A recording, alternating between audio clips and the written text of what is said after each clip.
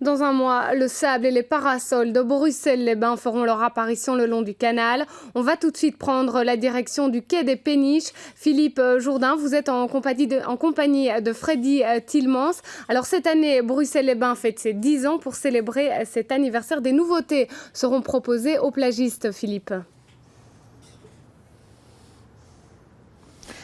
Oui, bonjour Marine, je vous fais un petit coucou, pas du bord de la mer, mais bien des quais, comme vous avez dit, quai des Péniches, en compagnie de Freddy Tillmans, puisque dans un mois va s'ouvrir Bruxelles-les-Bains. Bruxelles-les-Bains est attendu par une grande majorité des Bruxellois. Comme vous l'avez dit, 10 ans, donc Freddy Tillmans, bonjour. 10 ans, ça fait jeune, mais ça fait vieux en même temps. Et quelle a été un petit peu la progression sur ces 10 ans ? Ça a été remarquable. Au départ, d'aucuns croyaient que ça ne fonctionnerait jamais. Et puis, c'est devenu un succès extraordinaire. Et moi, je suis très heureux qu'on ait pu offrir ça aux Bruxellois. Mais pourquoi un succès? Ça aurait pu être un flop, d'autant plus que l'année passée, par exemple, il a plu pratiquement pendant tout l'été. Est-ce que c'est parfois un qui tout double? C'est un peu un qui tout double avec le temps. Néanmoins, c'est aussi un moment de détente extraordinaire. Et donc, les Bruxellois, même lorsqu'il pleut, viennent néanmoins.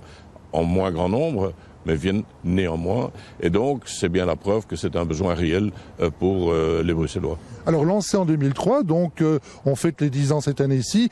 Quelles seront vraiment les grandes nouveautés de cette 10e édition? Alors, d'abord, c'est évidemment la fiesta du lancement, le 6 juillet, qui commencera à 17h à la place de la Monnaie, puis se continuera ici jusqu'à 23h avec un feu d'artifice d'ailleurs. La deuxième chose, c'est une réorganisation de l'espace sportif. La troisième chose, c'est qu'il y aura beaucoup plus d'animation. On met une touche un peu sur le côté Bulex-les-Bains, on met une touche aussi sur le côté animation culturelle, aussi musicale, du zen, une cabane de bambou un peu spéciale qui est un concept artistique mais aussi un lieu de détente. Et donc voilà, il y aura aussi des activités sur le canal.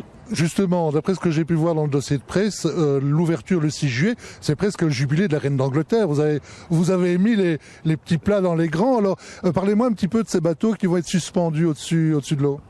D'abord, c'est évidemment pour frapper les imaginations. Des bateaux suspendus à 50 mètres du sol. Il y aura aussi un concept un peu rigolo qui sera un concept d'un sous-marin. Axolotl, donc il faudra venir. Il y aura aussi, bien évidemment, toutes les autres activités classiques. Et je pense que l'imagination sera au pouvoir puisque on a redessiné le site. On a amoindri le nombre de cabanes et on a demandé à ce qu'il y ait une amélioration encore de la qualité générale. Merci Freddy Tillmans. Je rappelle les dates, Marine, du 6 juillet au 12 août. Le soleil nous a rejoints, donc ça c'est vraiment de bon augure.